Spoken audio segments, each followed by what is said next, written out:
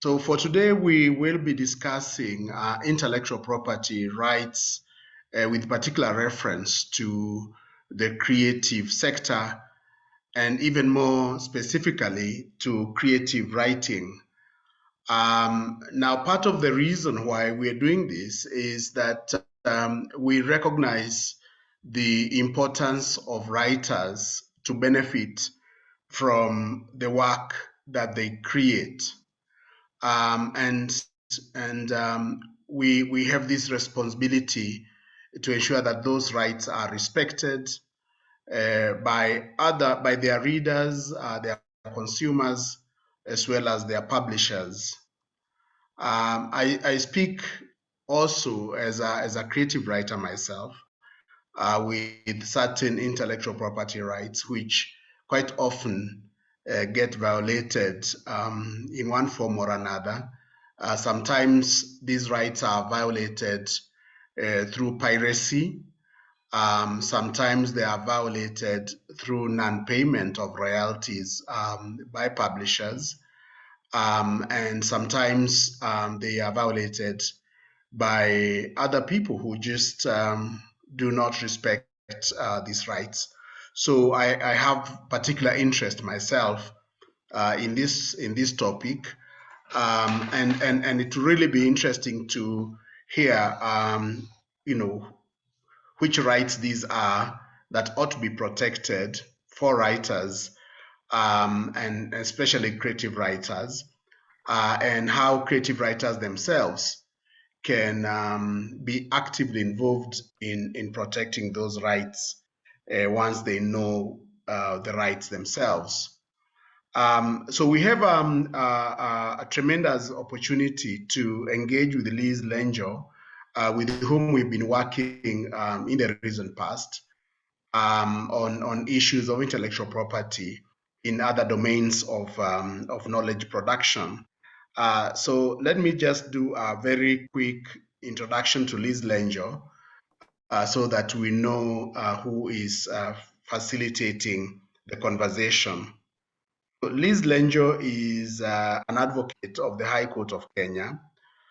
She is the founder and managing consultant of My IP Legal Studio, specializes in intellectual property, entertainment, media, and fashion law.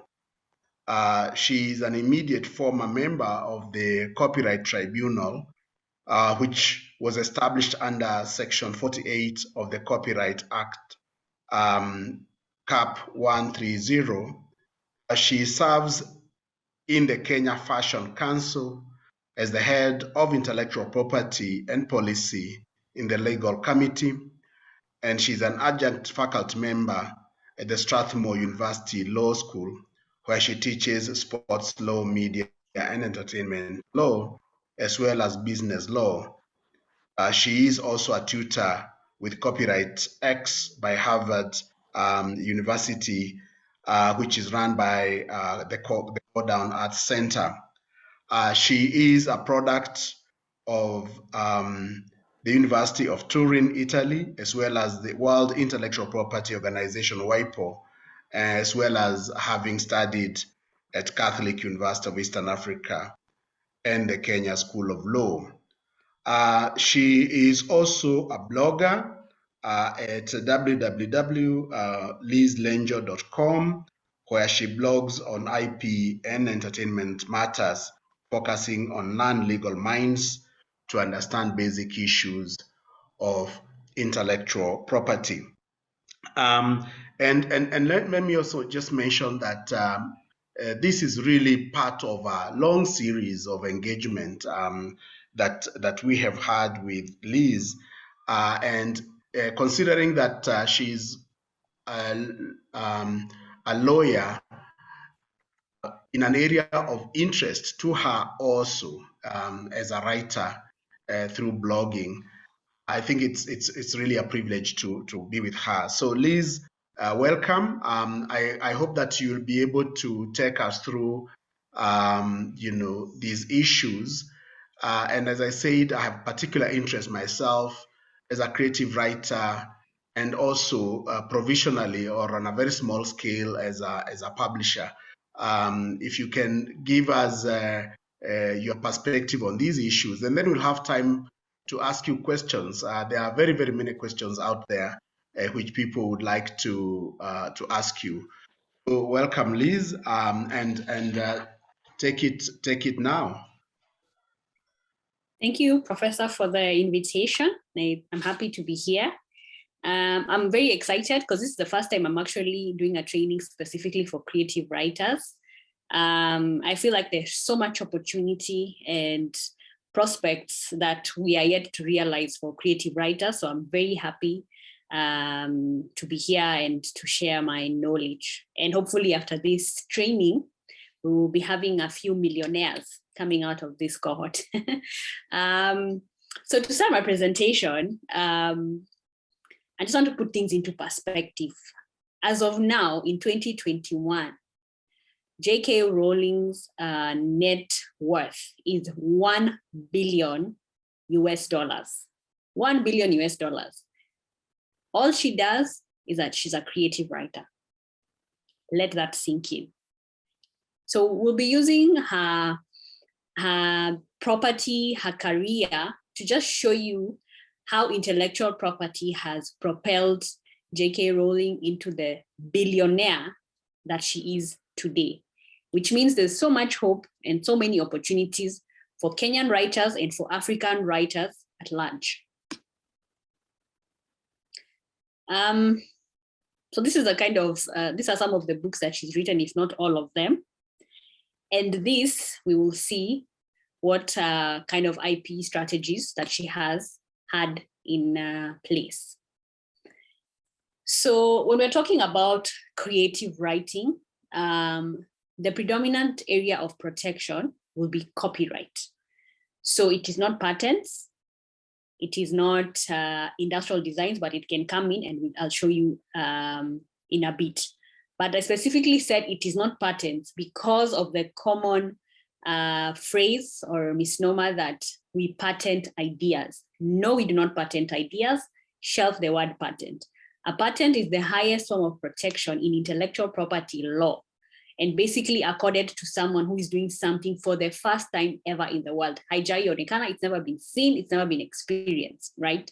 So that is not where we are. So we shelf patent, we copyright literary works.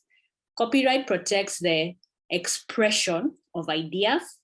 So when we're talking about copyright, first things first, the scope of protection would be literary works, musical works, sculptures, animations, poetry, scripts, spoken word, but of course spoken word written or recorded, sound recordings, broadcasts, software, what else have I omitted?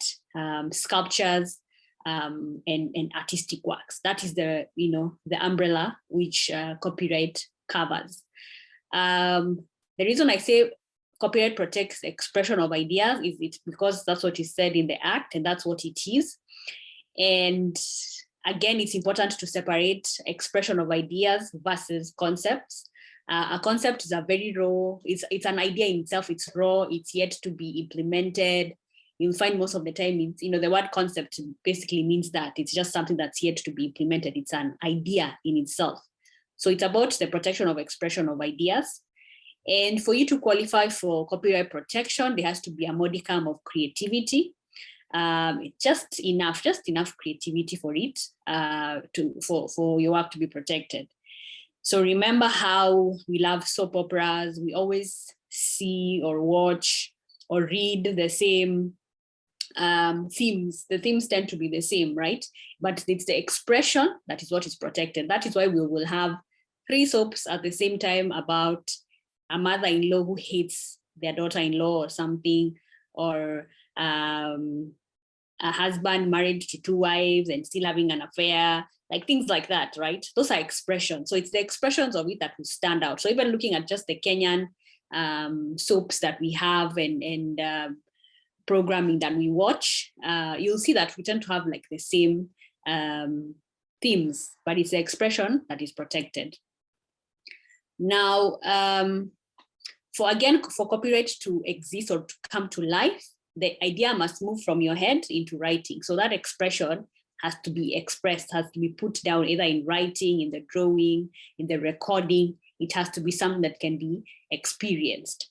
The one thing that we always implore creatives and writers in general is that before you share this amazing story that you have, this amazing script that you have, always register your copyright. Under our act, it is not mandatory, it's not a must that you register copyright, but we highly recommend. There are some countries that have moved for registration.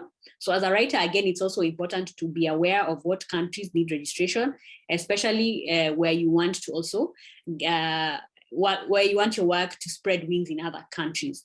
Copyright and IP law generally is territorial, so you must protect yourself in the country of origin and exploitation. So country of origin is your country, and then the country of exploitation would be, okay, you want to work in Kenya. If you want to work in Tanzania, then you want to know what in Tanzania they provide for, how you can protect yourself. You want to work in the US, you want to know what kind of requirements you need to ensure that you're protected as well, so that solid protection can be asserted. So we'll find that changes a bit even in the digital space, that as long as we can point the work to you, you will definitely be protected. But when say, for example, your work, you get rights to exploit them in the US or in Hollywood, it's going to be a movie, you want to ensure that your strategy confirms that you own it. And we'll talk about that a bit as we're looking through this strategy. With copyright comes economic rights and moral rights, and I'll explain that shortly. Important to note is that specifically for creative works, for creative writing, for literary works, the copyright will last for the lifetime of the author plus 50 years after death. Moral rights, which we'll see shortly what they are, will continue to exist even after death. And then also, again, to some extent, when you see what those are. And then with other types of copyrightable works, for example, like a broadcast is protected for 50 years from the date it has been made public or published or aired to the public, for example. Photography, the same thing. The first, it is 50 days from the day it was created or published, whichever comes first. But for broadcast specifically, it has to have been broadcasted. Otherwise, it is not protected. For photography and other other copyrightable works, as long as you created it, it will automatically be protected by copyright. It does not necessarily need to be put in the public domain or to be shared with the public. So what are these economic rights I'm talking about? The economic rights include reproduction rights, the fact that you can be able to reproduce the work. This is an exclusive right to the author. No one else can interfere with it. Only the author can decide to interfere with these rights and decide how they can be interfered with. So distribution rights, the right to make available, the right to display publicly or communicate to the public, the right to control derivative works. We shall see what derivative works are shortly. So, but basically they are, creations based on the original work that has been created. Translations and adaptations. You have the right as an author to control this. This is within your rights because it's the same work. The only difference is that to be in a different language, but it's your work nonetheless. Of course, adaptations and then broadcasting of the work. So these economic rights are exclusive to the author, to the copyright holder, and only the copyright holder can decide how to work or how to deal with these particular rights. And anything done without the authorization of the author is not what would constitute copyright infringement, what we laymen like to say, theft, the stealing of my copyright, the stealing of my IP. The legal term is copyright infringement. And then we have moral rights. This is the right of attribution to be credited as the author. And you also have the right to object to distortion or mutilation of the work, or where there's derogatory use that would be prejudicial to your reputation or honor as the author. We'll talk again about moral rights when we are talking about contracts shortly. So as I said earlier, derivative works are new works that have been created based on the original work. The law does not prevent a person from creating derivative works. However, as long as the copyrights are still alive, they're still in existence, the law prohibits the creative of, or rather the creator of the derivative works from commercializing and making money without the consent of the original author, all right? So derivative works is actually one of the biggest strengths for copyright assets, because this is where you are able to create more assets and make more money and create a bigger value chain. And the key for derivative works to work is licensing and negotiation. So one, being aware that derivative, your work is being used, someone has approached you and they would like to create some derivative works. You get to investigate, how do they want? So you basically engage them. How do you want to use my work? What are you trying to do? So that you're also able to say, oh, about my work, this is how I feel about my work. So here comes in your moral rights. So that then you're having a conversation and you're negotiating. So you might find that you're able to have something that will also make you comfortable. And then now you license it out. Licensing means periodic transfer of rights in the copyright for a period.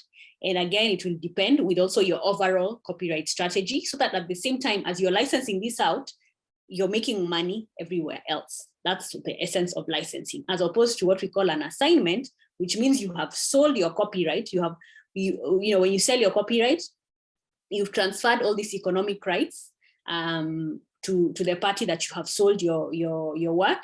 And now, you're paid a once-off fee, and that's it. You could still retain, you'll definitely retain your moral right of attribution. The other right of objecting mutilation and whatnot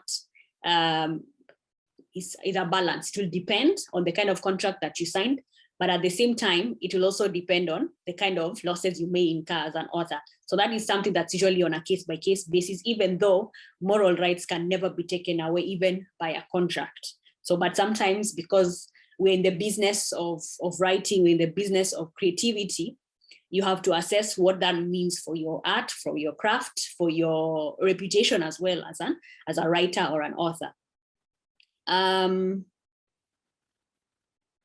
So, for derivative works, for those who would like to work or use work that has been created, you must take out a license.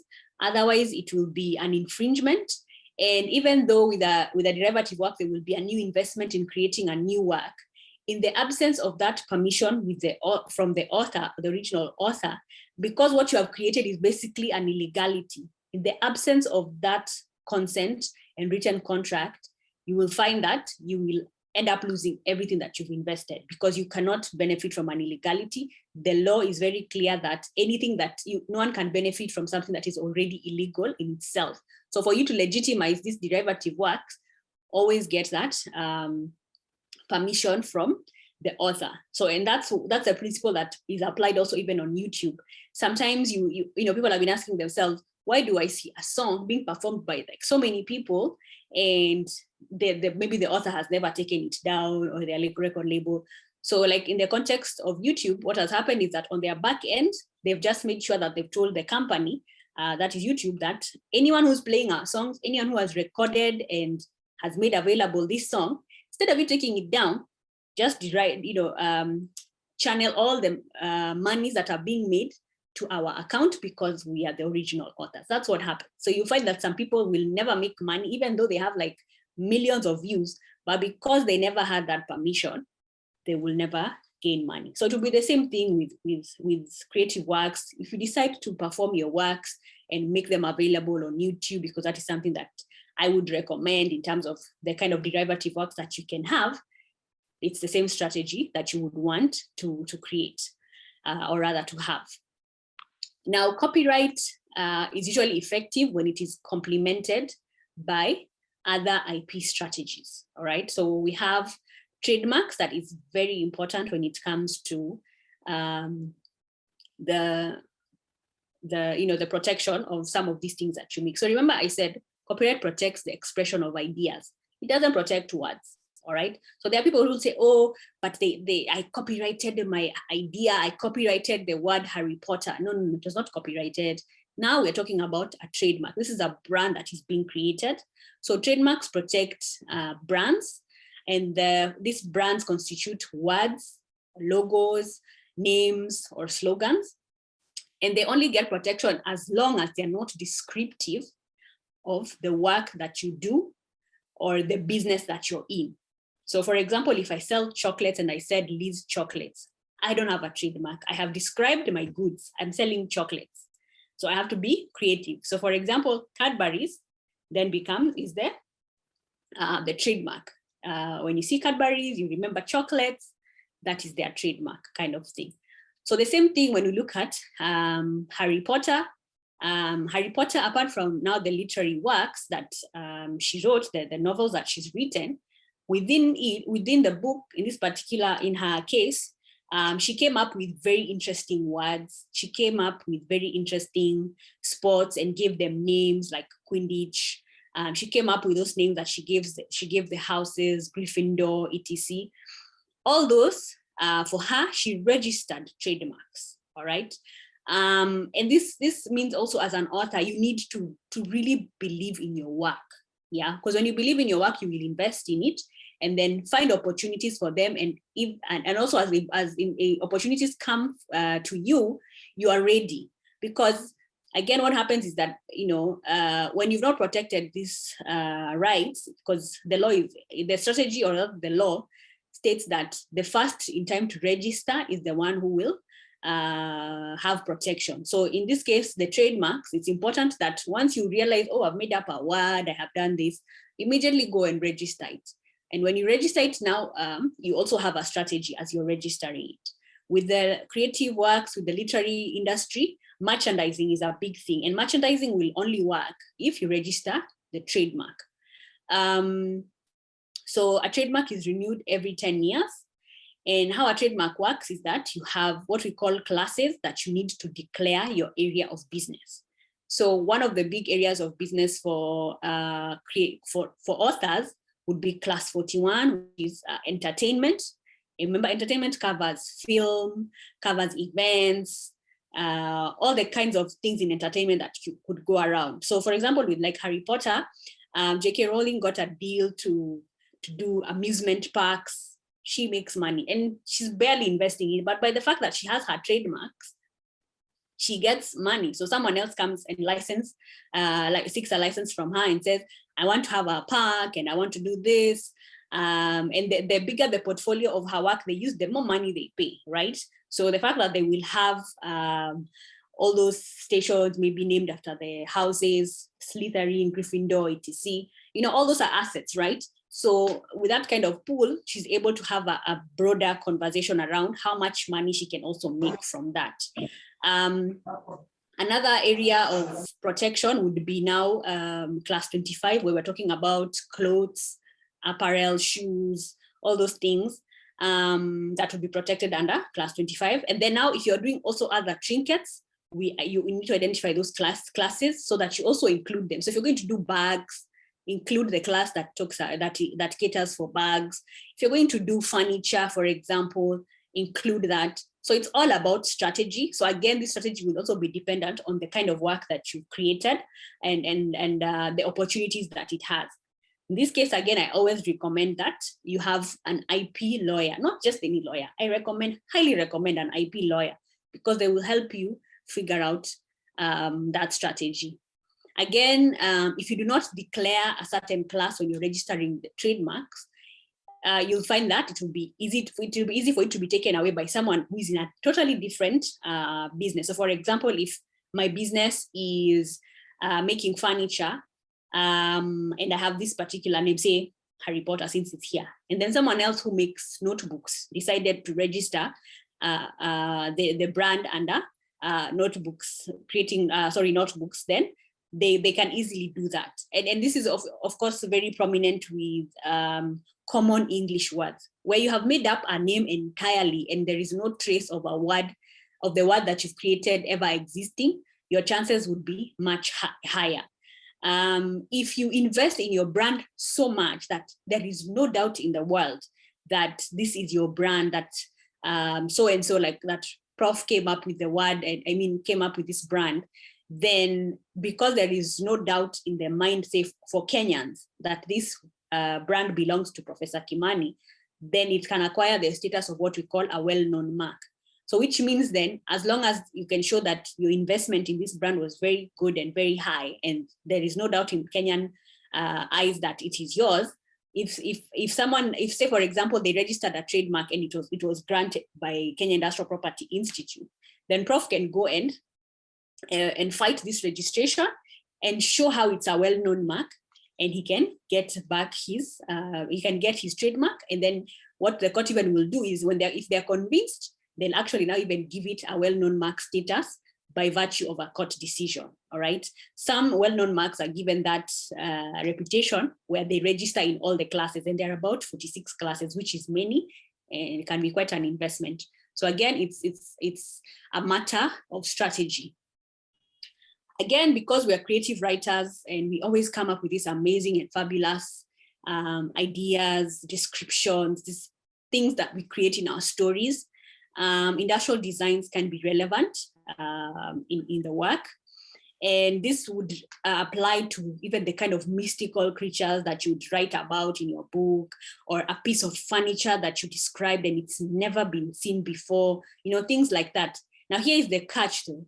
Once you have realized that when as a writer, you always know when you're creating your best work, when you're bringing to life this amazing idea that perhaps has never been done before, like this kind of creativity, no one has experienced it, then it's important that if there's any elements that you can bring to life, bring them to life and protect them. Because with industrial designs, first of all, industrial design protects beauty. It protects the beauty of an item that you create. It protects the design, the shapes, the patterns, the colors, the textures. So, some of the creative writers I've read, they usually describe things so well, like how Quinditch was described in the book. And you could actually see how this sport is, how it's played, the kind of paraphernalia that is required or needed, all that stuff. And where you can actually recreate it, create it, and take pictures. And those are the things that we use to register industrial designs on your behalf. The good thing now with that registration, it's automatically you have asserted that you have design rights over these things that you have created. And now people would definitely now have to license from you before using it, as opposed to someone who has read it and then they want to recreate it. Of course, you would still have a right, but your negotiating power might be less. Again, it's a subject of negotiation and how clever you are and your legal team is, but that is an option that you have. So with design rights, you have protection up to 15 years. So it's usually renewed 5 years, 5 years, 5 years. So up to 3 terms, or a period of 3 trunks of 5 years, so up to 15 years. And then after which they fall into the public domain. So as you've heard before, I have said, copyright lives for the lifetime of the author plus 50 years after death. Trademark rights renewed every 10 years. So if you fail to renew every 10 years, so after the 10th year, if you fail to renew, then you risk losing your trademark, and it will likely fall into the public domain, and someone else can snatch it from you. So it's always important that you make sure you're on point with your renewals. And then design rights up to 15 years, after which again they fall now into public domain, which means that now they become public property, they become accessible to the public, and they can use them without your consent, without your request, without your permission. So, if it's after death, it means you have ensured that, your next of kin is aware of the work that you have created and the kind of contracts that you have, and they benefit for those 50 years after death, after which they go into the public domain. Now, before I go into contracts, I just thought I should briefly mention this new emerging right known as traditional knowledge and cultural expressions. TK and TCEs is a new area of IP law that is coming up. In Kenya, we already have a law. We are just waiting for the regulations to be passed, and then the act to be fully operational. However, what TK and TCEs means is that it asserts community rights, which means that some of the things that we used to imagine that were for everyone, if you remember the Lwanda Magere story, for example, we know, I think it's the Luo community, that is their hero, it's one of their folklores, I think, So which means if you wanted to write about Lwanda Magere going forward, or even continuing, for those who might still have work already in circulation, please know that you will be required to compensate this particular community. So community rights would include, like I said, folklore. Under our TK Act of 2016, it also mentions words and names as well, protected under TK and TCEs. We have songs, so the folk songs that we know of or have heard are protected by that. Poetry, traditional poetry, protected. Sayings, from the different wise sayings that we hear from our grandparents, that have been used even in some books that you can point coming from a specific community. Those are protected. Dances, and of course the lifestyle and practices of a particular community. I have highlighted that because at the end of the day, when you're doing creative writing, sometimes you may either directly be borrowing from a community or may indirectly reference a community. So once it is obvious that we're talking about a certain community rights, you need to have it at the back of your mind that during your strategy of creation and commercialization, you will be required to compensate that particular community. That compensation does not have to be in money. It can also be in kind, but it's subject to negotiation. We are hoping that eventually the communities will also document these properties that they have, so that then we know what they are. When you're creating them, you also know where you need to be looking to clear any rights or any use. TK and TCEs are also heavy on moral rights, because again, with communities, there are certain practices that are very sacred, and you never want to find yourself abusing the sanctity of some of these traditional practices and expressions. So it's something that you want to keep in mind, so that then you don't, invest in something that might get you in trouble, or you might lose investment because you didn't think about these things. Again, with the ability to express TK and TCEs into literary works, because most of it, by the way, has been passed on from generation to generation by word of mouth. That's why I've just mentioned that we are yet to document. But the minute we document, there will be a new work that will be created. So for example, you're a writer, a creative writer, and you are able to document a certain TK or TCE, you'll automatically have a copyright in the work that you have created. However, remember what I said, this is an implied derivative work. So for you to make any money from it, you would need to have a conversation with that community. Hopefully, the counties and the Ministry of Sport and Culture will help towards realizing what that kind of balance would look like, so that at the end of the day, it's a mutually beneficial engagement. So again, because you've created a new work, you're not taking away, you cannot take away community rights, and these rights have to coexist. So I felt that is important for me to point out. Now, contracts are a very big thing when it comes to the creative world, the writing world. Contracts are a must. The Copyright Act is clear that any transactions regarding copyrighted materials or copyright works must be in writing. So these gentleman agreements that we like to have, we're like, yeah, we agreed, we don't have a contract, need to stop, because what will always carry the day is what is written. So in the absence of that contract, it will probably be maybe the text messages that you exchange. And if not that, then the court might end up analyzing how both parties acted and use that to find or identify a contract. Of course, with that, you're likely to get a favorable judgment because you leave a lot to the imagination of the court to help determine what is fair. So we have work for hire agreements, which are important. In the event that you're being commissioned as a writer, you'll be given a work for hire agreement. This means that now all the IP that you create will transfer to the party that's commissioning you. Vice versa, if you're the one commissioning, so for example, you commission an illustrator, you're doing a children's book, you want to commission an illustrator, you want to have that conversation. Do you want to buy off their rights? Do you want to co-share? You want to figure that out and agree. And then if it's a designer tends to be mostly a work for hire. But then again, depends on the kind of designer or who is the designer. Is it a celebrity designer? You know, those are conversations you have. But just remember that contracts are about negotiations. So this theme that's always being pushed out there that, oh, these contracts are standard is a lie. It's about negotiating. In any contract, it's all about negotiating. Then we have employee contracts. If you run a publishing house, for example, you want to give them an employee contract.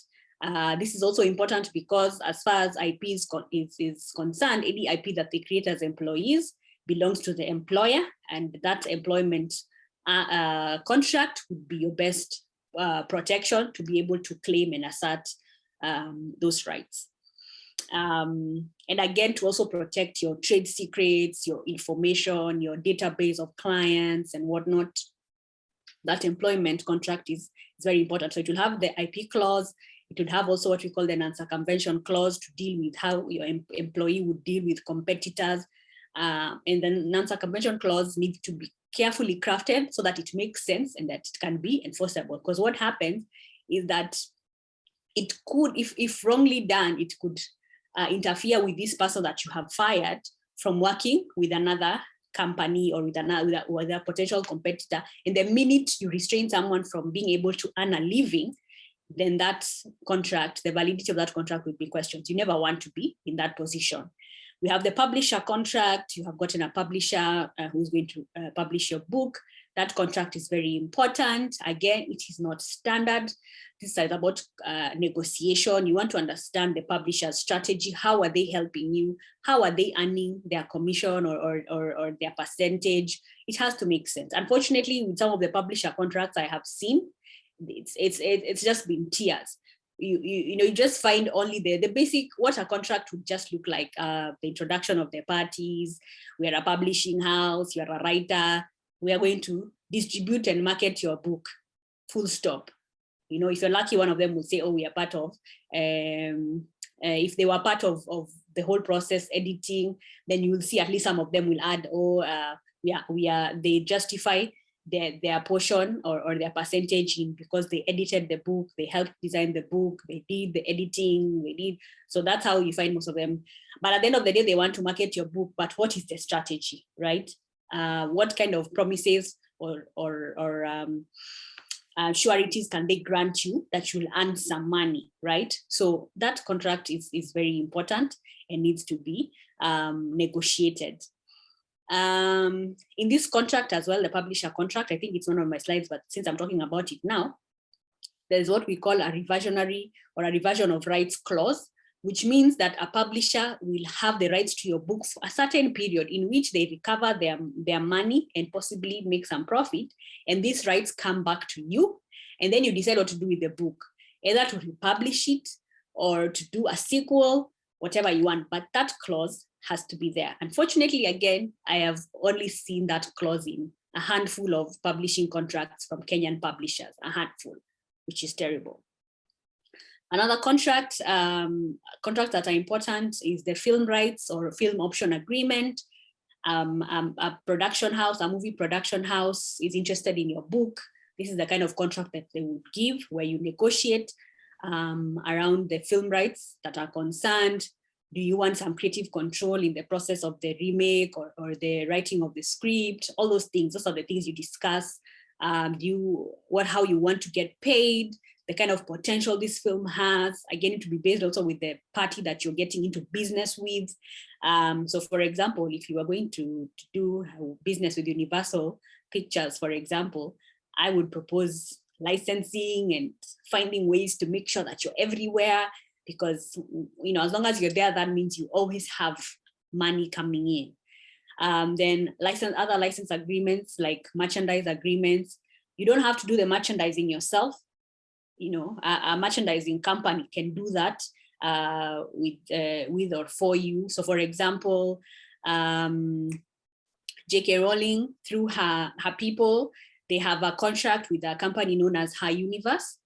And then they specifically, that's one of the contracts that they have, and they specifically make merchandise for female fans on fantasy movies and things like that. So they specifically deal with merchandising for ladies and girls. So imagine that's just one. There's another company somewhere that's specializing in boys and men. That's another revenue stream. You can see how big that pie is. And then rights clearances are also important. So for example, if you're going to borrow heavily from a personality or be inspired by, and you did some research on this particular person, you maybe interviewed them, you need contracts for that. And they have to be very specific and clear, so that then you also don't find yourself in trouble. So it might be an issue of image rights. Maybe you've described this person so well that we know who they are. The story rights, you need to clear all those things. As I said earlier, an assignment is that total transfer of rights, which means it's a total sale, once off payment.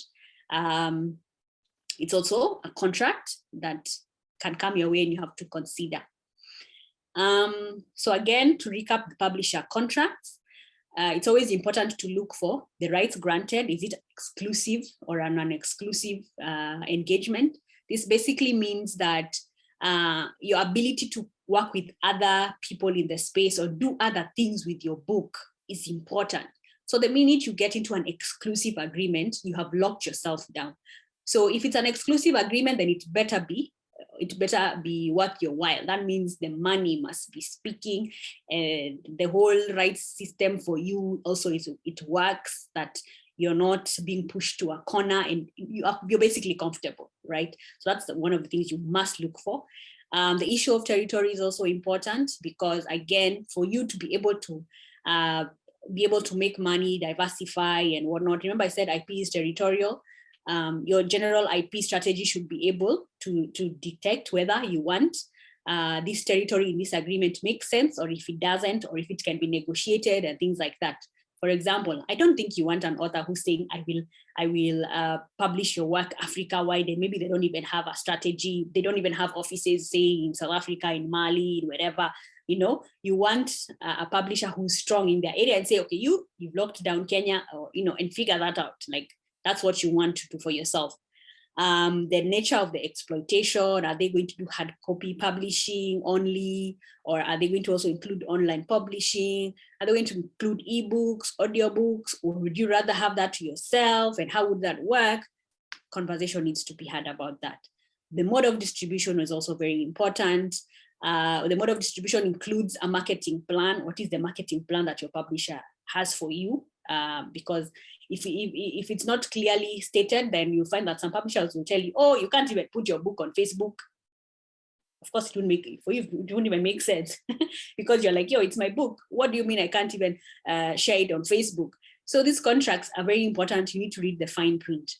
Then what I said, the IP clause, assert your copyright, and then the reversion of rights clause, where the rights that you're not transferring to the publisher, at what point do they come back to you? And then you can be able to do other things with it in that territory. Dispute resolution is also very important. You want a contract that is flexible, that you can mediate out of court or arbitrate out of court. Mediation, I would say, as the first course of dispute resolution, because it can be faster, it is more favorable, the parties are in control. Arbitration is like a pseudo court, so it will tend to be a little almost litigious. Again, you'll be at the mercy of the arbitrator to decide your fate. Mediation, the parties get to decide and say, you know what, okay, shame on me, I did X, I shouldn't have done this, so I will remedy the situation like this, and then you do blah, blah, blah, and we're happy and we know how we're moving on with our work. Again, I like to remind people that intellectual property has a shelf life of a banana. In the creative industry, what is creative and hot today? If tomorrow you're held up in court in a litigation, your work is likely to be passed by time and trends and then all this investment will go down the drain just because you're fighting in court. So always remember, IP has the shelf life of a banana. And then again, prevailing law is important. If you're dealing with a publisher in America, in the UK, in South Africa, whatever the case may be, you want to agree on the prevailing law, because that is the law that will decide when there's a case, which law will carry the day. So that then when you're mediating, you're able to say, oh, but this is what we want, and and then you put together a settlement agreement, so that then no party comes back and says, no, but we didn't agree X, Y, and Z. The minute to mediate, always have a settlement agreement. Then last but not least, must do before you publish, register your work. Please register. Under copyright.go.ke, there is a link where you can follow to register your works. I forget the URL. I wish I had put it in the slides, but please register your work. For literary works, it's very easy. It's not like other people. However, when you have commissioned the works or there's a collaboration, there has to be a contract that will complement the application, because you have to upload upload that contract as well, and make sure that all parties are protected or covered. Again, just because you've registered the copyright doesn't mean that you are automatically the owner, like it cannot be challenged. It can be challenged. So if you're unfortunately the kind of person who is dishonest and you think you can do things under the table, you say, oh, I attended a copyright class and Liz said I can register. And yesterday you wrote this book or this script with so and so. And because maybe they didn't know, you go and register the copyright. So it's important that even in collaborative works or collaborations, that all parties always have proof, just in case, play devil's advocate for a bit and say, what if? But this is important that you have this conversation from the beginning, and the certificate will come in all the co-authors' names. You're all recognized in the certificate as co-authors. As if you're collaborating, it means it's almost like owning a shamba together. So you can't sell with the exclusion of the other. Like all transactions around this work that you create has to be done jointly. All parties must sign. If not all parties have signed, there will be an issue. And even for those who might, like there are any publishers here who might want to publish a work, make sure all the collaborators are present. Make sure that if there was any work hired as well, you see the contract, so that at the end of the day, your business is not in trouble. So it's always important that we have these conversations and we're fair with each other, and we give credit where it's due, and the rights respectfully as well. Make sure you read the terms and conditions of social media platforms before uploading your work.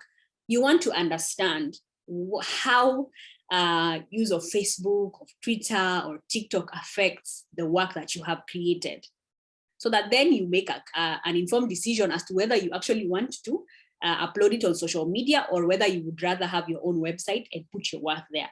It's always important that you understand that. And these provisions will vary from one platform to another. Highly recommend that we read these terms and conditions. Granted, they're tedious to read, but at the end of the day, you can't escape them. So if you don't have the time to read them again, perhaps find a lawyer to assist you with that. Also get an IP lawyer to also see specific IP provisions, or just get an IP lawyer, because we are all competent in all these things, just that we chose to die on the IP cross. Secure all your IP assets. So you're the one who knows the story that you've written, this book that you've created, or the work that you've created, all these assets or the potential assets that you've created within the story that you've told. Please secure them so that someone else doesn't beat you to the game. Remember, if they beat you to the game, they might not necessarily take away these rights from you, but your negotiating power may be lower because of the kind of input that and investment that they may have. Again, also put yourself out there so that then also you're basically saying, this is my property. If you want to work with me, come to me. That's what J.K. Rowling did with her book. And she basically auctioned her first manuscript, and the rest was history. She auctioned it so that to decide who would publish her. So again, it's about creative and bold business models for you to be able to protect your assets, protect your work, and of course, make more money. We are all about the money. if you've received a long and tedious contract to read, my recommendation, breathe in and retain an IP lawyer. And just say, even if at the time you're being given that contract, you don't have a lawyer, please just say, thank you for the contract. I shall give it to my lawyer. I'll let you know how long you can have a response. And then after that, in your head, you're screaming and you're like, oh my gosh, I need to find a lawyer. Then you talk to your contacts and your network and find out who is the best lawyer you can reach out to assist you. Please don't sign the contract on the spot, even if a briefcase of money has been shown in front of you. When that happens, that's a red flag. That is a red flag. When you hear all the things that you want to hear when someone is trying to sign with you, to work with you, to seeking to work or take your works to work with it and work with you, or whatever the case may be, please think twice. When the deal is sweet, think twice. So don't be bulldozed and stand your ground. This is your shamba. You wouldn't sell your piece of land willy-nilly and be like, you know what, okay, you want to build a fence, okay, come and build up. You're very strategic when it's, because us Africans and shambas, we love land.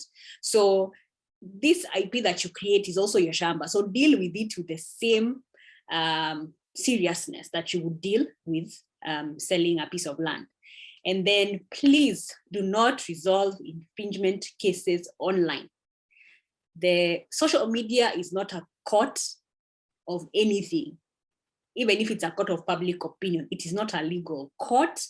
It can easily dismantle, destroy, and kill your legal strategy or even your rights. So please refrain from that. The minute that happens, calm down and find a competent lawyer to help you with that. Otherwise, it would be very sad to hear or to tell you kindly, better luck next time. Those are very hard words to say as a lawyer. And myself in the IP space, I've had moments where I've had to say, I'm sorry, come back next time. Hopefully when you have another work that will be equally as awesome, maybe I can help you from scratch. It's very sad to say that to a client. So that is the end of my presentation. And now we are ready for question and answer. So Professor, over to you. Thank you. Thank you very much, Liz, for very, very informative presentation. I open it up for other people to ask questions. I have two simple ones. So the first one relates to registering copyright with Kenya Copyright Board. So that at what point should writers do this? Because normally, in my experience, it seems as if writers copyright their works once the work is published. Should they do it before it's published, as they're developing their script, the manuscript, or should they wait until it's completed and so on? So that's the first one. The other one relates to what you said about the Traditional Knowledge and Cultural Expressions Act and community rights. So Naomi Kipuri has a book called The Oral Literature of the Maasai, and she has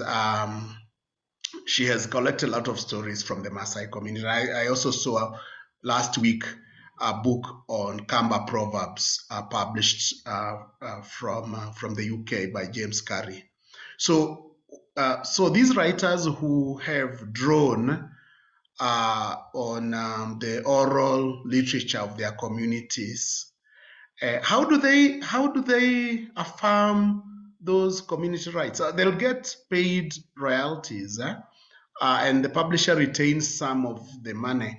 How do you do like the sharing of these communities, of these rights? So I will be coming back to one or two other questions, but I thought that maybe to start with those ones and then we'll open it up to others. Okay. I think I'll start with the second one on the TK and TCEs. I think having in mind that this is where we are going with legislation and practices, if I would recommend that now all the parties involved first be cognizant of this fact, and then they go back to the negotiating table and have a kitty where they start setting money aside from the profits that they are making and say, you know what, yeah, we did a book on Kamba proverbs. We know this is the Kamba community. let's set aside 10% or 5%, depending on how the numbers are looking. Again, it would be something that you're able to justify. The fact that, when this act will be in place and you still want this book to make money, you don't want to be slapped with an injunction. So for you to get ahead, you set aside some money and say, you know what, when the time comes, at least we've been setting aside some money, we have our records, we have all these things in place. The moment we have been made aware that the Kamba community has organized themselves, the regulations have been passed, then you go bring yourself and say, okay, this is what we did, this is what we have. It might even be an exchange, because remember, again, I said we have an issue with documentation, right? So to figure out how to make it a quid pro quo situation, and then an agreement is signed, and it would have to pass through the hands of the Minister of Sports, Arts and Culture, the CS, so that then this contract is adopted and verified and accepted, kind of thing. When you look at that process of licensing, the TK Act is a bit tedious, but it is the process right now. So, but once that happens, you're good. So once you set aside some money, you'll be fine, right? You've already acknowledged the work there. Start preparing yourself now. Don't wait until and say, oh, we'll wait for the regulations and people to get the act together. And then if that happens, then they'll be making applications in court, and they'll be asking for all these documents from the time you publish the book and everyone is now the telescope is all up in your business. You don't want that. So prepare yourself beforehand. One of the weaknesses for the TK Act right now for us is, remember, laws are territorial. So if you have any authors in the UK and wherever, we have to figure out a strategy. That is something that even the international space is still struggling with. We do not have an international instrument that covers TK and TCE. So that's one of the things that is yet to be addressed. We have a regional one, an African one, but even the strength of that one is still shaky because we've not had those conversations. But nonetheless, regardless of what community, even if it's outside Kenya, for all the writers and the creatives, I would always recommend just be prepared for that. And also do your homework. If it's outside Kenya, do your homework so that we see how you can maybe even negotiate beforehand and have an agreement directly with that Ministry of Culture. And then they will deal with it. You did your bit, you have a solid contract, you signed, you move on with your life. There's many strategies. When do writers protect or rather register their copyright? The minute you have your first draft, please register. It's not an expensive process. I said for writers, it's much easier to register copyright. Guys, for software, they might need us because, but for writers, do it. Right now, the system is free because new regulations are yet to be passed. So while that is happening, please enjoy that period where it is free.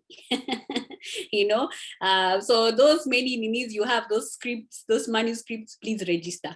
It's always important to register first so that if God forbid you're going to negotiate, or rather you're submitting your script to an unscrupulous publisher, you have that certificate. We know some publishers are terrible people, so regardless, go register it. And if it changes again, register the second one. It will cost you maybe 300 bob. For the system, Kekobo assures us that it will be very friendly to authors, SMEs. As long as you're a creative and an individual, the statutory fees would be punitive. So there'll be around 500. If it's too much, maybe 1,000, right? But please register. That's what I would say. Thank you very much. Again, there is a question from Karen, who is really asking you to discuss the principle of exhaustion as connected to the writer's right to distribute and how it affects the economic rights. And as you do that, you did mention that royalties and not royalties, contracts are negotiated. In the Kenyan context, most writers actually only get 10% of their of the sale. Sometimes it's the net, sometimes the gross. It's never clear, and that doesn't change. So it's 10%, even if the book sells, say, 500,000 copies. What advice would you give a writer in terms of really negotiating for better royalties? And what advice would you give writers if they don't get paid, for their works, even when they know that the book is actually selling? So maybe you can respond to Karen's question, and then we'll be taking others. I think, colleagues, you can raise your hand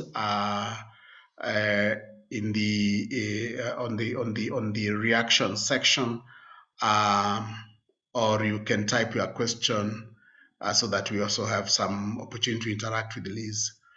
So those are the two ones, two simple ones. Yeah. So I'll start with Karen's question. So the principle of exhaustion simply means at what point you no longer have control over your work or your creativity.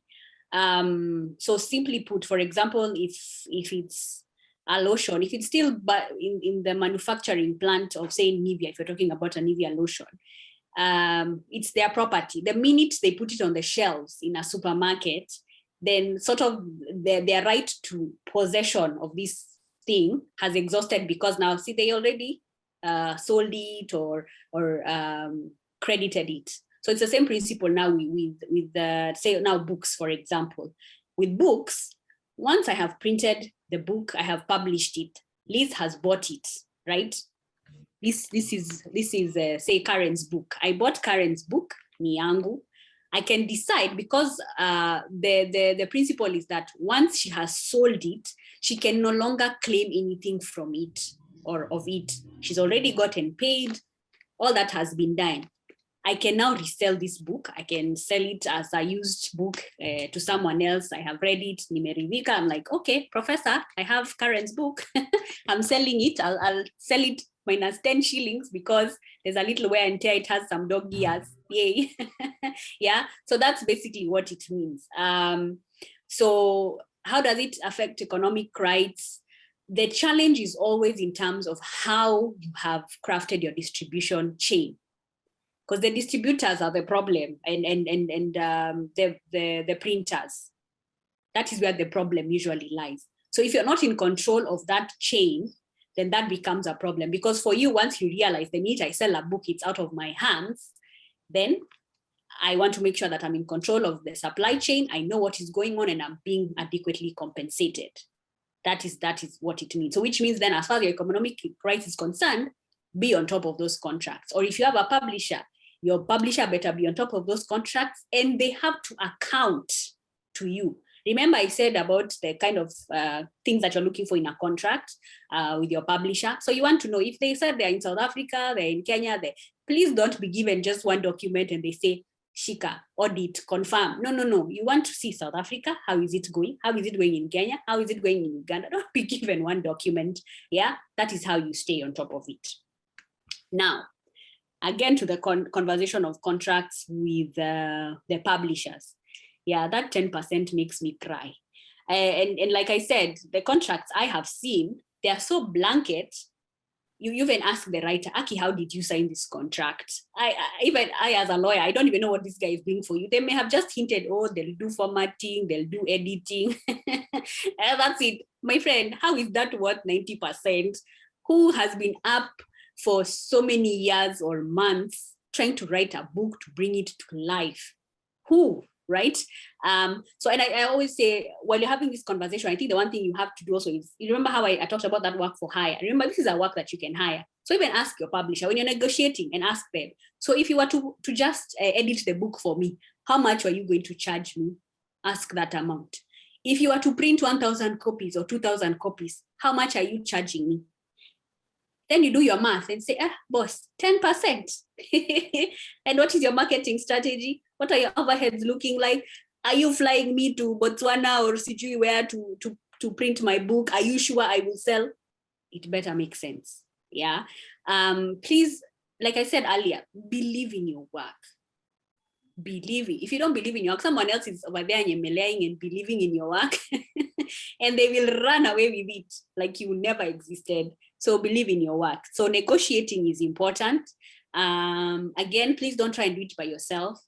As lawyers, we can be very crafty. If you see a 30-page document, 20 pages, even if it's 10, still just, and then you see big words, tafadhali, just call a lawyer. Again, some words in law will mean differently than they mean in English. Yeah.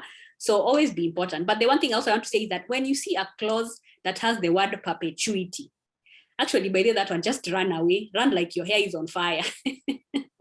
Because someone is trying to take away something from you forever and ever and never. Yeah. But please negotiate, and play hardball. Creatives, we're not playing hardball enough. Play hardball. If you negotiate and they're like 10%, you say, boss, like the way you haggle for Mutumba in the market, be as aggressive with your work like that. Don't just say, okay, 10%, okay, I see your point, sawa, and then you sign. Don't do that. So supposing I made the mistake of signing and I wanted to renegotiate, how do you do that? And then as you think about that issue, is a question that has been posted here by Professor Egara Kabaji. And Prof, thank you so much for coming up to the meeting today. This is really important. So Professor says there is a disturbing trend amongst publishers who, in a bid to win government tender to purchase a book for schools, they force writers to sign ridiculous royalty rates, which go up to sometimes 1%. What advice would you give such writers who, of course, as usual, I mean, writers also want to be compensated. They want to write, but they end up with a 1%, royalty percentage. Okay. I think it's tied to the question I asked about, what's the room for renegotiation? Okay. So I'll tell you for a fact, trying to renegotiate a contract that was already signed and the parties were lucid and aware. It's like trying to remove a tooth from a lion. Whether asleep or not, I wouldn't be able to remove that tooth. You know what I mean? It's very hard to renegotiate a contract. Yeah. So that's why I said, afadhali you stall, and then now, if as Prof here is saying that it is the practice right now and there are many people that are facing this challenge, I have two recommendations. One, please register an association or come together as a group of creatives, because there's strength in numbers. Through that association, first of all, you'll be able to deal with some of these industry issues. You'll be able to pull all writers together and come up with your own standards. And then you're able to uphold these standards. Again, you have to move as a unit, right? Unfortunately, right now, the strength of associations in Kenya is really shaky, especially in the creative sector. And it's because people are moving individually, or they'll come together and then they don't believe in the vision. Like, something always happens. There's this ubinafsi that is going around in the creative sector that needs to die. Because I usually use this example with the Screenwriters Guild that happened, maybe it's been like 5 or 6 years. It was a while back. So there was a time when actually now when the digital space became very popular, more people have access to all these sitcoms and dramas that they were writing, their members were writing. And these guys were operating on a contract because through their guild, they negotiate what we call collective bargain agreements, which is something, again, I would propose that would be one of the things the association does. So they were operating on CBAs that were signed in the 90s. Business model has changed. The kind of money that's reaching into that's being made in the film industry is more and more. And they're like, so our writers, what's the story? And they tried to negotiate with all these big production houses and broadcasters, and they refused. And the association, the guilds basically told them, you know what? They passed a memo and they said, we stop writing. And with screenwriters, because they're always doing it like every week, so that's how they churn their content. It's always fresh. And they downed their tools for 2 weeks. For 2 weeks, audiences were watching reruns. People got tired. They were like, what? And even these guys realized now their numbers were dwindling. Everyone now is going online or going elsewhere.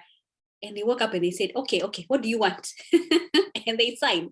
Yeah. So it's the same thing for us. If we had strong associations, I highly recommend that these associations are not run by the rights holders themselves, because there will be a conflict of interest. If the president is going to be a writer, the vice president, the secretary, the treasurer, what will happen when deals come? They'll be like, hey, Prof, by the way, I have this thing, let me benefit now, and then kesho niwewe. No, have it run professionally. Don't do it like this biashara. That's very important. And then the other option, while you're still figuring out the association, if these parties can come together, we could figure out a strategy, or they could figure out a strategy to have a class action suit. But again, it will be first subject to investigation by a lawyer to review the merits and how that would work, how it would look like. And then people to be ready to even chip in to make sure that this suit works. That's the other option. Again, because you're the ones who, Professor, know the numbers are, Professor Igara, you're the ones who know the numbers, you're able to now figure that out. But those are the two possibilities and options that are available. If the immediate one would be a suit be filed against these publishers. Yeah, well, the good news is that we do have a Kenya Publishers Association, and we also do have Creative Writers Association of Kenya, which is becoming strong now. And I know that I've seen a couple of members of the association in the room. I think that what will eventually happen is that there will be a time when the Creative Writers Association of Kenya and the Kenya Publishers Association, really meet to have a conversation that helps both sides, because I think publishers are also sometimes struggling to meet their obligations, and writers also want to benefit. So I think there ought to be in future some kind of opportunity to meet. Again, thanks a lot, Liz. There is a question here which it relates to fair use. So this is the question, I think it's from Karen. There is a conversation on Twitter all the time about the fact that writers restrict the use of their works, and hence you have to pay copious amounts to even get access.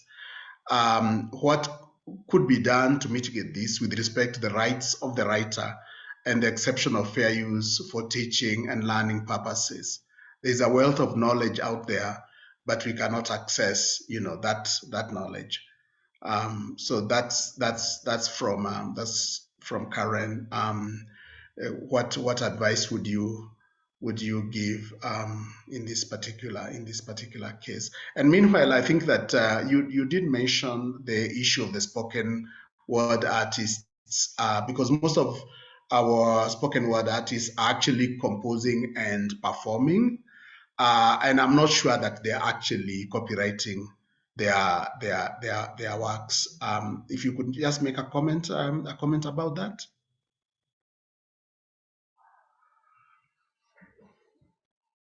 Sorry, let me start with the spoken word. So the spoken word artists, they need to copyright. So they have two options. They could write and submit it as literary works, or they could do a recording of their performance and submit the recording. But if you do the recording, I would still recommend you register also the literary works, because those are separate assets as well. Because if as a filmmaker, for example, I decided to use the recording itself and feature it in my film, that's one right already I would need to clear. And then secondly, I have used now also your spoken word, your written word. I have to pay you for that kind of thing. So it's important that they figure out the strategy they want, but I would highly recommend that they register. So they can do it as literary works, and there's a category there they would choose. Even if you choose poem, it's fine. Yeah. Because spoken word is it's a colorful word that we use as creatives. So just because you don't see it in the portal doesn't mean it invalidates that it's spoken word. And I know as artists, we are very sensitive to the words that describe our work. So, and that would be my recommendation. Now, when it comes to fair use, I think people interpret or imagine fair use to be absolute. It is not absolute. Fair use is only fair use if I'm using a small amount of the work, right? So as a teacher, I cannot photocopy a book and say I'm giving it to my students. I've automatically interfered with the writer's ability to earn. The exception allows me, however, to make a photocopy of page 62 to 65 or page 61 for purposes of class and distribute in class. That is fair use, not the whole book, right?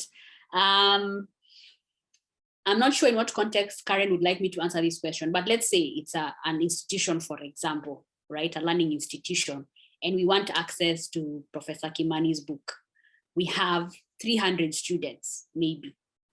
Why not approach professor or his publisher and make a proposal and say, we have this amount of students, how about you reduce the book by 50 shillings or 100 shillings, and you're assured of 300 buyers. We're actually even collecting the money from the students directly to you for those 300 copies.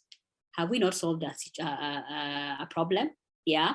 So again, it would be, the answer to this question would be also about the nature of access and whether it makes sense, because at the end of the day, this is the writer's right of property, right to property, right to protect their property, right to earn. It's an equal right to education. No one can suffer against the other, so to speak. It's a balance of rights. So at the end of the day, that's the comment I would make. Thank you, Liz. I think that's a really fair approach, because again, we don't want to limit, we don't want to deny the readers an opportunity to access, and at the same time we want to protect writers, right also to earn a living. I will be taking maybe a few more questions, but there is this issue of translation. So for example, I have published with with a firm, and they enter into a contract to have my book translated into German. So I find my book available in Japanese or in German. How does that happen? Is that supposed to be covered in the original contract, these translation things, and in terms of the compensation that I should actually get? And even how do I even police that? How do I get to know how many of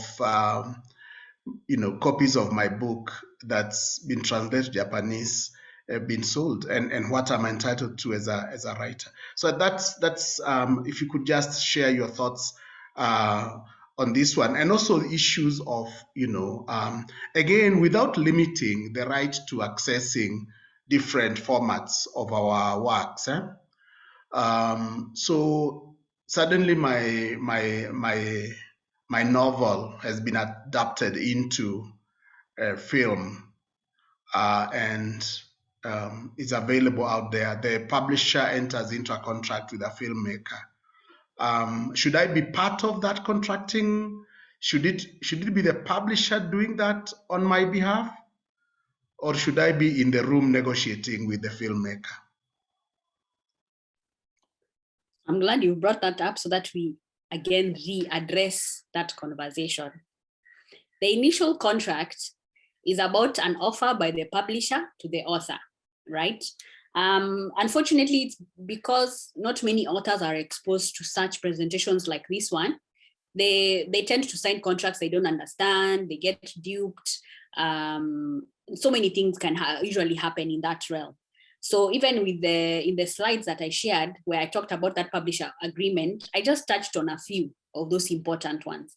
But now we're talking to an educated author who knows that there's a possibility, there's adaptation rights, it could be a film, who knows that there could be translations. That's the educated writer. So, which means now when we are negotiating this contract with the publisher, first of all, you as a writer, you need to have a vision. You should have already had a vision and a strategy of your book and how you're going to make money and build your reputation as a writer. They should be going hand in hand. So that when the publisher is bringing this offer, you're able to know from the beginning. So first of all, we have a conversation verbally, take notes, what are they saying? And then when the contract comes, now you look, they said this, they said that. And then now, based on that, you're able now to see the new provisions, first of all, for you to identify what is happening. And when you see words that you don't understand, you could use that dictionary to begin with, but then go and see a lawyer. Because ideally, I would recommend that you do not ever want to have all your baskets in one, or rather all your eggs in one basket. Yeah. So if you let the publisher be the alpha and omega to your work and all derivative works, you will fail miserably. You will cry. Because again, this is a publisher. Their sole business is publishing. They might not even have exposure in the movie industry, for example. Remember, you have moral rights. Yeah. You might have had your own vision of the kind of writer or author or scriptwriter who would bring life to your book, the kind of production house. They also come with their own reputation. Their reputation will intertwine with yours, like all that conversation, right? So that's something that you want to negotiate. I would say leave it out and say, you know what? First of all, do we have a nice and balanced agreement with my publisher? Does it make sense insofar as my hard copy book is concerned? Are they working hard? You could even maybe dangle it as a carrot and say, let's regroup in 3 years or in 2 years and see what we have done, how you achieved. Again, when you do that as well, it makes things, you keep the publisher also on your toes, right? So which means even that reversionary rights clause, there is no minimum or set standard. You can decide in 3 years, the rights revert back to you. Yeah.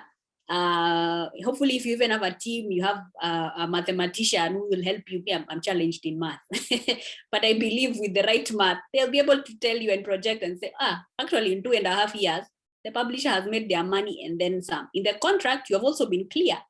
How many books are being printed in Kenya for sale? Yeah.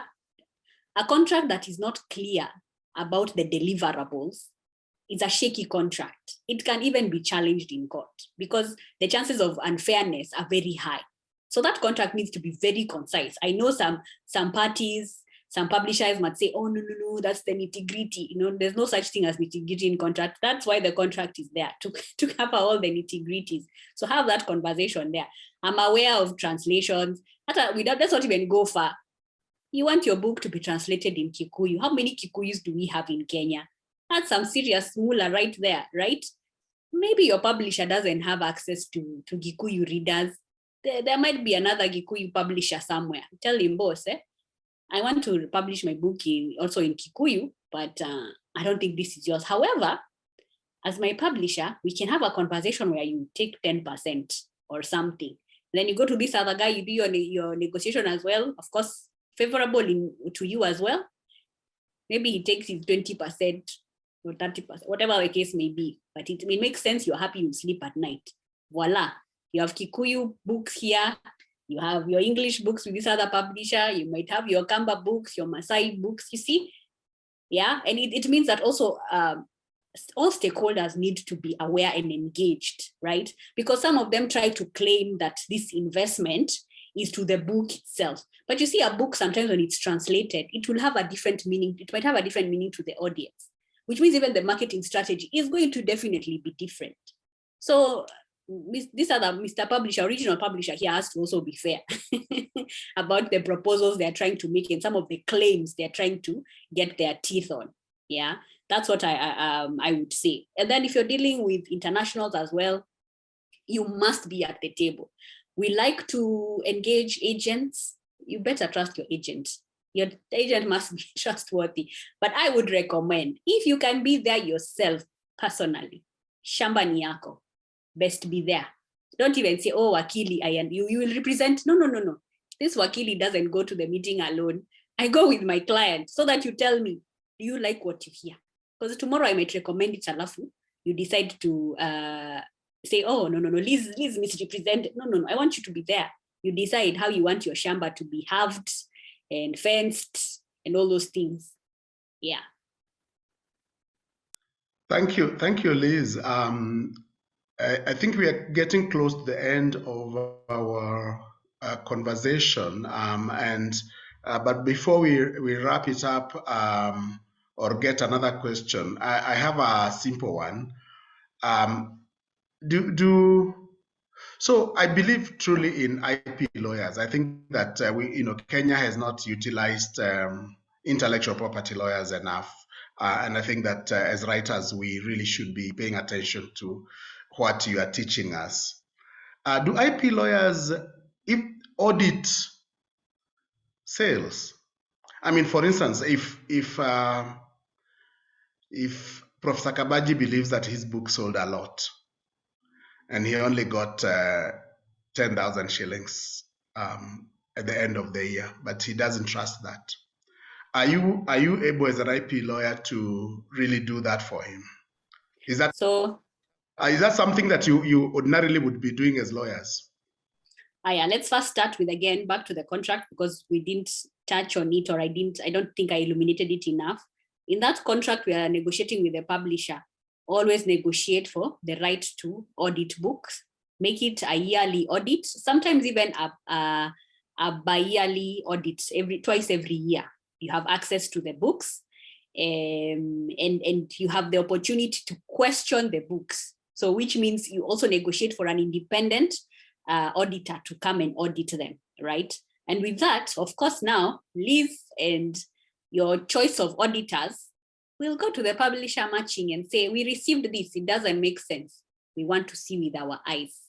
And then if they refuse, then now Liz will move to court and now ask the court for a specific order to get that done if they refuse. Sometimes parties will sign a contract and then they behave like they don't understand it. It happens. So, as a party, just be aware of that and just know there's different tiers to executing. So, if A doesn't work, then there's B. If they refuse to honor the contract as it is, then we go to court and say, Your Honor, this is the contract, this is what it is, this is what we've done, here is the proof, please give us orders. And then we go, and then we audit, and we raise any queries. And of course, if the publisher is not truthful, that is likely to open another can of worms. It might move into fraud, it might move into what? So again, it's always important for publishers to be honest. Yeah, and the good news is that we do have publishers in the room. I know they are listening, and I also know that the writers are also listening, and they are happy hearing about this. I think that, of course, the usual thing is trust, that writers need to trust their publishers, and publishers need to be able to earn the trust by, meeting their part of the bargain. I think there is always this suspicion that publishers are also making money from writers. And I know it is not necessarily true. I mean, sometimes it's very difficult to sell a book, and with marketing and other, overheads and so forth and so on. It's possible that publishers do not make as much as sometimes writers think they are making.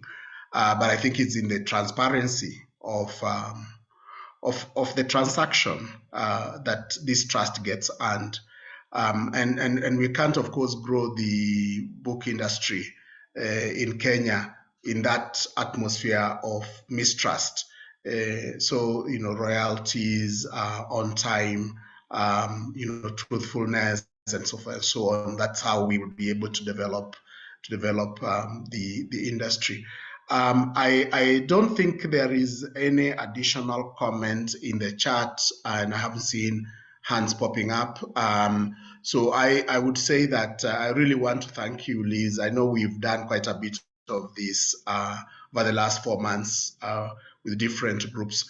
Today's meeting actually was prompted by a conversation that was taking place in a WhatsApp group for the Creative Writers Association a couple of, I think, 2-3 weeks ago, when the writers were talking about their frustration with the earnings that they saw. So yes, Karen? Yeah, so the conversation then, of course, led to us saying, look, I mean, we can actually do this forum. And Liz, I really want to thank you for turning up today to help our writers understand, the intricacies involved in copyright, and how they could actually benefit. We will be doing more of this, hopefully, in the new year. And I know that, as I said earlier, we need to utilize the IP lawyers more, because this is your training, this is the work that you do. And I'll definitely be reaching out to you in future to clean up certain ideas as we continue developing the creative industry and the space that we occupy. So again, thank you so much, and all the best with the work you're doing. And colleagues, so we will continue developing the creative economy space at Toeza Communications. We do this at a number of levels. The first level is, of course, the policy framework. We know there are certain gaps, huge gaps in the book industry. I think that our book policy has not been updated since 1998. It needs to be updated. We will be looking at the traditional knowledge and cultural expressions regulations next year. We are hoping that those regulations will come out. And I think that they should always protect the writers, whatever we do, and so on. So I want to really encourage those of you who attended today's meeting to continue checking on us so that we can see how we can support each other through and through. So thank you so much, colleagues. And God bless you. Enjoy the break, and see you. If I don't see you in the course of the remaining part of the year, see you next year. Thank you so much. Thanks, Prof. And thanks, everyone. And in advance, Merry Christmas and Happy New Year. Thank you. And enjoy the break. I know you are working. You are not on a break. I know you're working out there. So all the best. Thank you.